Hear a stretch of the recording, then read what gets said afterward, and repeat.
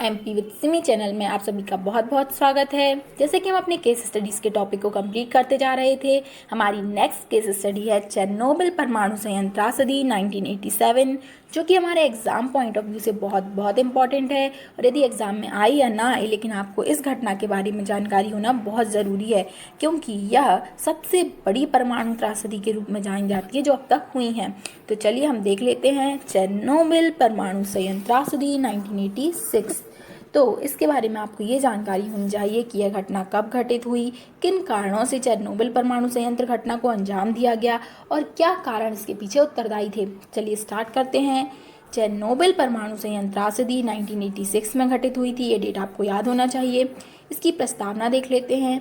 तत्कालिक सोवियत संघ के अधीन एक यूक्रेन राज्य था। यूक्रेन राज्य में चेरनोबिल नामक स्थान पर 26 अप्रैल 1986 को एक भीषण परमाणु दुर्घटना घटित हुई। तो आपको याद रखना है 26 अप्रैल 1986। तो 25 अप्रैल को होता है मच्छर दिवस, मॉस्किटोज डेज। तो 26 अप्रैल को ये घटना घटित हुई थी। नेक्स्ट हम देख लेते हैं। यह घटना चूंकि चेरनोबिल परमाणु संयंत्र के नाम से इसलिए जानी गई क्योंकि यह चेरनोबिल शहर में घटित हुई थी और इस घटना के पीछे उत्तरदायी थे मानवीय भूल और कुछ तकनीकी खराबी ने इतनी बड़ी घटना का कारण बना था, साथ ही इस घटना को अंजाम देने में उत्तरदायी रोल निभाया। नेक्स्ट है मानवीय इतिहास की यह सबसे भयावह परमाणु दुर्घटना मानी जाती है। इंटरनेशनल न्यूक्लियर इवेंट के तहत इसे लेवल 7 की घटना का दर्जा दिया गया, जो कि यह इस स्केल की सबसे अधिक माप थी। तो सोचिए, इसके ऊपर कोई घटना घटित हो ही नहीं सकती थी, तो इसे लेवल 7 की घटना दिया गया। तो आपको ये पता चल गया ना कि चेरनोबिल परमाणु संयंत्र 1986 में 25 अप्रैल को घटित हुई थी, चेरनोबिल शहर पर घटित हुई थी और मानवीय भूलों के कारण इस घटना को अंजाम दिया गया था। नेक्स्ट है यह घटना किस तरह से घटित हुई, क्या कारण थे, उसके बारे में हम जान लेते हैं। घटना का प्रमुख कारण इस घटना का प्रमुख कारण था रिएक्टर स्केल में किए जाने वाली एक तकनीकी प्रयोग को माना गया। मतलब इन्होंने क्या किया, जो रिएक्टर था ना उसमें कुछ तकनीकी प्रयोग किए थे। अब वो तकनीकी प्रयोग देख लेते हैं। सोवियत वैज्ञानिक परमाणु रिएक्टर के आपातकाल में बंद होने की स्थिति में एक तकनीक का आविष्कार करना चाहते थे। मतलब जब रिएक्टर बंद होता है ना, तो कंटिन्यूसली एकदम से बंद नहीं होता, वो धीरे धीरे धीरे बंद होता है। तो वो ये सोच रहे थे जो धीरे धीरे बंद होने की प्रोसेस है ना, उसमें हम ऐसी ऊर्जा जनरेट करें कि हमें रिएक्टर के लिए अतिरिक्त कहीं से ऊर्जा ना देनी पड़े। ठीक है, समझ में आया। आविष्कार करना चाहते थे जिसमें धीरे होते हुए टरबाइन के द्वारा इतनी ऊर्जा पैदा की जा सके कि शीतलकों की आपूर्ति करने वाले पंपों की आवश्यकता अनुसार ऊर्जा दी जा सके। तो जो शीतलक की आपूर्ति करते थे ना पंप, उन्हें हम ऊर्जा इसके थ्रू दे सकें। मतलब कि हमें अलग से कोई इंस्ट्रूमेंट ना लगाना पड़े, हमें इसी से दी गई ऊर्जा हम इसमें अलग से शीतलकों के रूप में यूज़ कर सकें। थोड़ा बहुत आपको समझ में आया हुआ, थोड़ा दिमाग लगा के समझिए, क्योंकि मुझे भी समझने में टाइम लगा था। नेक्स्ट है ऐसा तब किया जाना था जबकि आपातकालीन डीजल जनरेटर अपनी पूरी गति प्राप्त ना कर ले। डीजल जनरेटरों को अपनी पूरी गति प्राप्त करने हेतु लगभग 1 मिनट का टाइम लगता था। ठीक है, डीजल जनरेटरों को 1 मिनट का टाइम लगता था। उसके बाद किसी भी परमाणु रिएक्टर के बंद होने में उसमें शीतलकों की आपूर्ति करनी होती थी, क्योंकि बंद हुए रिएक्टर में भी रेडियो एक्टिव अपघटन होता था, जिसमें ऊष्मा काफ़ी मात्रा में उत्सर्जित होती थी। मतलब कि जब भी कोई इंस्ट्रूमेंट काम करता है और हम उसे बंद करते हैं तो वह बंद होते होते थोड़ा टाइम लेता है। तो उन्होंने ये सोचा जब बंद हो रहा है तो बंद होने के टाइम में, मतलब जिस टाइप पे हम स्विच ऑफ करें उससे लेके बंद होने तक टाइम पर भी उसमें इतनी ऊर्जा जनरेट होती है कि उस ऊर्जा का उपयोग अपन शीतलकों को ठंडे करने वाले पंपों के लिए ऊर्जा देने में कर सकें। समझ में आया आपको। नेक्स्ट हम देख लेते हैं अगली स्लाइड में पंपों के प्रयोग, जब प्रयोग हुआ था ना ये, उसके पहले क्या हाल था इसका। तो यह तय किया गया कि रिएक्टर को तीव्र करने से 700 से 800 मेगावाट ऊर्जा उत्पन्न करने के लिए चलाया जाएगा, ताकि टरबाइन अपनी अधिकतम क्षमता से गति कर सकें। और फिर रिएक्टर को बंद करके यह देखा जाएगा कि क्या धीमा होता हुआ टरबाइन शीतलकों के पंप को चलाने के लिए पर्याप्त ऊर्जा उत्पन्न कर पा रहा है कि नहीं कर पा रहा है। ठीक है, अब प्रयोग के समय क्या घटना घटित हुई। तो प्रयोग के समय क्या हुआ था, 26 अप्रैल को, ठीक है, 26 अप्रैल 1986 की रात को प्रयोग प्रारंभ हुआ।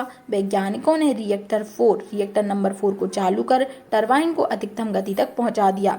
जब 30 सेकंड बाद ही पता चला कि टरबाइन द्वारा उत्पन्न विद्युत शीतलक पंप को चलाने में असमर्थ हैं। मतलब कि जो उन्होंने सोचा था कि टरबाइन से इतनी ऊर्जा जो अपना स्विच ऑफ करेंगे रिएक्टर तो जितनी ऊर्जा निकलेगी उससे पंप चल जाएंगे, लेकिन वो नाकामयाब हुआ क्योंकि इतनी ऊर्जा उत्पन्न ही नहीं हुई कि हम पंप को चला सकें। तो प्रयोग के बाद क्या घटना घटित हुई? तो प्रयोग के बाद रिएक्टर में शीतलक ना पहुंचने से यह रिक्त जो रिएक्टर है ना उसकी क्षमता बढ़कर 500 मेगावाट तक पहुंच गई। वैज्ञानिकों ने नियंत्रक क्षणों को रिएक्टर में भेजा, किंतु मानवीय भूल के कारण क्षणें रिएक्टर की गहराई तक चली गईं और अत्यधिक मात्रा में न्यूट्रॉन अवशोषित करने की यह क्षमता गिरकर 30 वॉट हो गई। मतलब जो नियंत्रक क्षणें होती हैं वो न्यूट्रॉन को अवशोषित कर लेती हैं ताकि रिएक्टर काम करना बंद करे, लेकिन जो क्षणें थीं वो नीचे गिर गईं और जो न्यूट्रॉन अवशोषित करने की क्षमता थी वह गिरकर 30 मेगावाट पहुंच गई। साथ ही जनरेटर चालू होने से शीतलक भी रिएक्टर में आ गए, जिससे क्षमता और कम हो गई। वैज्ञानिकों ने तुरंत नियंत्रक क्षणों को बाहर खींच लिया। उन्होंने क्या किया? नियंत्रक क्षणों को बाहर निकाल लिया, जिससे क्षमता अल्प समय में अत्यधिक बढ़ गई। मतलब नियंत्रक क्षणों को जब बाहर निकाल लेंगे तो न्यूट्रॉन और ज़्यादा निकलेंगे, उनको अवशोषित करने की क्षमता कम हो जाएगी और रिएक्टर बहुत तेज़ी से काम करने लगा।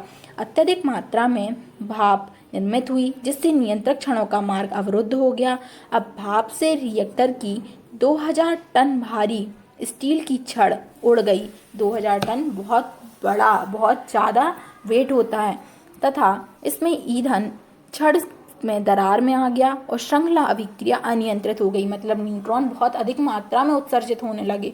कुछ ही समय बाद रिएक्टर में शेष रहे न्यूट्रॉनों की वजह से रिएक्टर में नाभिकीय विस्फोट हुआ, जिससे पूरा रिएक्टर क्षतिग्रस्त हो गया और एक्टिव विकिरण मुक्त हो गए। तो ये थी उनकी प्रायोगिक भाषा, लेकिन अगर हम सिंपल शब्दों में मैं आपको बताऊं तो इसमें ये हुआ था कि उन्होंने क्या किया, रिएक्टर चल रहा था, उन्होंने सोचा रिएक्टर को चलते चलते जब हम बंद करेंगे तो जितनी ऊर्जा निकलेगी वो हम शीतलक पंप को दे देंगे जो कि न्यूट्रॉन को अवशोषित करने का कार्य करते थे।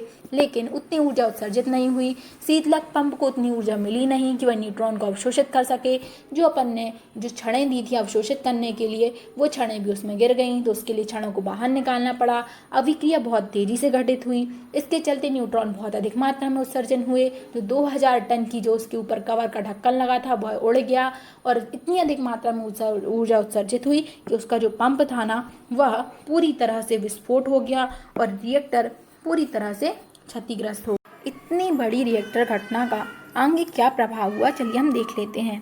इस घटना का प्रभाव यह हुआ कि अत्यधिक मात्रा में रेडियोधर्मी तरंगें वातावरण में मुक्त हुई, जिससे लगभग 3 लाख लोगों को कैंसर जैसी समस्याएं जैसे और ल्यूकेमिया जैसी समस्याएं उत्पन्न हो गई। साथ ही लोगों के पुनर्वास की समस्या उत्पन्न हो गई, चूँकि इतनी बड़ी घटना थी, बहुत सारा क्षेत्र प्रभावित हो गया था, तो उनके पुनर्वास की समस्या भी उत्पन्न हुई।